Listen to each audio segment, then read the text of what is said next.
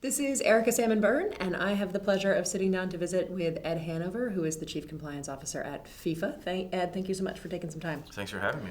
So I want to start with riffing off of a theme that you raised in your panel that you just completed here at the Global Ethics Summit, and that is around why compliance and integrity matters in sport. So can you talk a little bit about the role that you play inside of FIFA, and even more importantly, why now and why does this matter so much inside the sporting world? Sure. Yeah, I'm the Chief Compliance Officer at FIFA, obviously. So in 2016, I started at the organization essentially with the task to build the legal and ethics function for the organization. And for me personally, in sport, sport is something that inspires people. In football and soccer, as we say, or football as we say in Europe, it is the biggest sport in the world. Yeah. And it's surprising you can see the impact it has on people. So it's important to make sure that we have an organization that can be trusted and respected by stakeholders, by the fans, by our partners, by all those that we work with. So for me, it's very important that we have a strong ethics and compliance function. And also, sport globally is extremely important. As I said, it inspires people. And if you come back to the United States, you've got some of the biggest sports, the biggest leagues in the world. Just the NCAA, how big and powerful it is as an organization. Driving these types of concepts, the ethics and compliance and the doing the right thing, it's very important. We're educating the kids, we're providing role models and examples for kids and fans. So it's important that we have these appropriate structures in place. And I'm proud that FIFA, to a certain extent, is leading the charge. And I hope that this is picked up in the U.S. and continues to grow as it is. And we are seeing bits and pieces of that. So if you think about some of the sporting leagues that have invested in programs, whether it's some of the Major League Baseball teams that now have ethics and compliance functions where they didn't several years ago, or the work that the NBA is doing, or some of the other things that we're seeing, what are the particular things that you feel like, given your background, you came out of compliance into sport as opposed to out of sport into compliance, right? That's right. What is different about the function in the sports and entertainment world? Are there any particular nuances you had to learn, or is it at the end of the day, it's people-created risk and people are just being people? Yeah, you could say, I would say one of the things I've noticed is that stakeholder engagement is extremely high. Yeah. And it was a bit of a surprise to me, honestly. The fans, the partners and all the stakeholders are, emotionally attracted to the subject material. I was a pharmaceutical lawyer for many years. Right. And you would expect that healthcare would be something people would be super excited about, but it doesn't compare with sport. Yeah. How excited people get about sport. So for me, that has been surprising. So the urgency with how you do some things is probably a little bit more pronounced in sport because the fans and your stakeholders are really demanding action quick. Yeah. And I think you're seeing that in the United States now, which is good. It's positive. It is definitely a positive. Do you find yourself having to use different modalities to talk to your stakeholders than somebody in a more traditional environment might have? Are you finding yourself using anything different than somebody watching this who's in a retail space might be struggling with, for example? Have to use is probably not the right. I'm fortunate that I can use different ways. For example, we have access to professional athletes to help deliver messaging. Right.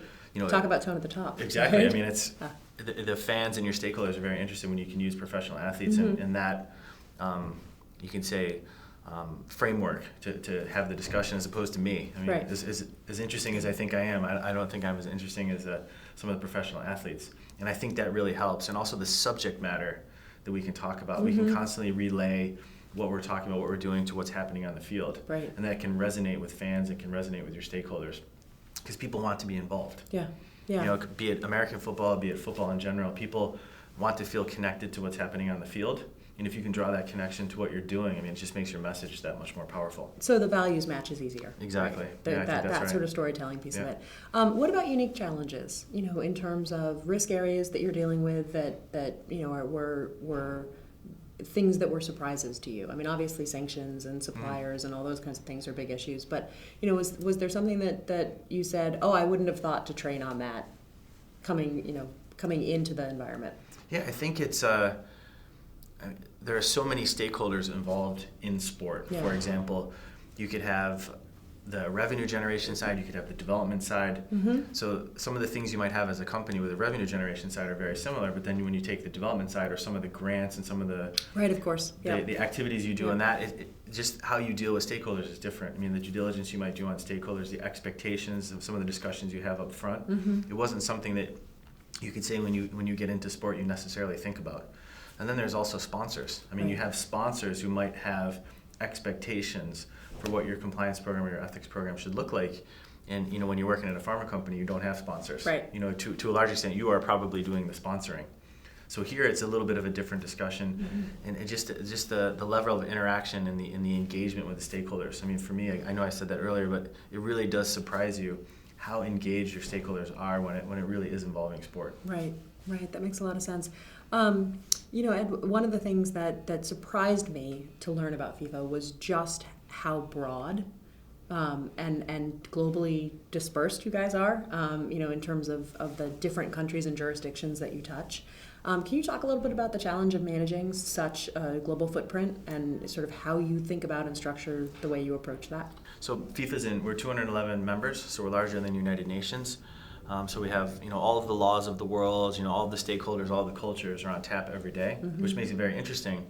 And we focus a lot of our time on collaborating locally, because really understanding what the local needs are and have it match what our expectations are. And we find that when you collaborate, you get a much more successful result, and that's what we're seeing right now. Yeah, and Ed, do you see when you have those conversations and you're talking to your member organizations about FIFA's expectations, is that, how do you guys approach that conversation? Is it a, here's sort of how we're thinking about this, now give us your reaction, or do you guys, is it more of a values conversation? How has that conversation evolved in the time that you've been in the role? Sure. So, I mean, specifically at FIFA, we're very interested in being very transparent with our expectations. So all of these discussions happen up front. We have regulations that are quite clear on how we expect projects to be developed and implemented.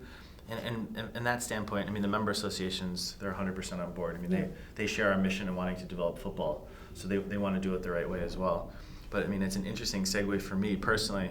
I'm very interested in culture, and I think that's one of the things, in compliance in general, not just in sport. I think compliance is increasingly going to be taking a role driving the culture of organizations, working with HR, working with the finance team, working with the legal team, and working more closely with the board on starting to drive the culture discussion that you're seeing, that more and more private equity and some big organizations are really asking some tough questions about how companies are managing culture, and you're going to start to see compliance and ethics officers have a bigger seat at the table helping drive those discussions, because I believe myself that organizations that really do adopt these best practices are more valuable, and you're going to start to see boards start to recognize this and start to demand more of the compliance team, because they're going to see the value proposition as well. Yeah, no, it could not agree with you more on that. As you know, because when we were talking about this earlier, if you look at our ethics premium data, that is 100% the story that there is a value tie-in, a financial value tie-in to well-run companies and companies with strong ethics and compliance programs. And if you're a director, a responsible director that is looking at long-term sustainable growth for a business, you simply have to get yourself into a position where that's something that you're able to talk about and to talk to your compliance and ethics team about, and your HR team about, and your CEO about. Definitely. And investors are demanding that kind of conversation, whether it's somebody like State Street or some of your sponsors, right? And other stakeholders. If we flip back over to the sport side of the equation, the expectation that I'm going to hand you my money and you're going to do good things with it, right, is something that is becoming more and more part of the conversation. 100%. I mean, there's an expectation that you're going to be a good corporate citizen. And you can see more and more a lot of these, and State Street is a great example, really asking the hard questions of the board. How are you managing this asset, this intangible asset? I mean, we have this, the fourth industrial revolution that's ongoing, and more the intangible asset is driving the value of the company, which is, the employees, the intellectual property. So brand value, exactly. How are you protecting this? And I can see the board asking the compliance officer more and more, what are you doing? What metrics can you identify that shows that what we're doing is working? Is really being successful, and it's not just the theory, but you have found the practice that works for our organization. Right, absolutely. And when you think about sort of the future of sport and the future of FIFA, and the future of a compliance role inside that environment. Are there any particular innovations or things that you're really excited about? Something that you're looking at and saying, I'll tell you what mine is. Okay. So mine is the growing trend of companies looking at all of these different potential information points on risk and looking at them much more holistically than we've been able to look at in the past. I call it the triangulation of control data. And I think it's really going to transform our ability to be predictive instead of reactive in these kinds of situations, and to figure out where those places are that I have to go have the culture conversation, right? Where I have to go have the conversation about why something matters. Yep. So is there anything that you're looking forward at and saying, in 2 years we're going to be talking about this? I think, the one you highlight is probably the one we're going to be talking about in 2 years. Yeah. I think specifically for sport, there's going to be a lot of discussions about data privacy in general. Yep. So a lot of companies are really kind of adopted, and they understand, the growing need to have strong data privacy and strong, data use policies and programs. I think you're going to see that in sport more and more. There's going to be recognition that they do have a lot of data that's interesting, that's also valuable and useful, and then how you manage that so your stakeholders are comfortable. Right. That the way you're managing their data is how they expect you to do it, because it will be valuable. Valuable, without question. Yeah, without question. Well, Ed, thank you so much for taking some time to chat with us. Thank you. It was great to have you on the panel on the main stage, and then it was also just great to have a chance to sit down and talk. So thank you. It was a great discussion. Thanks.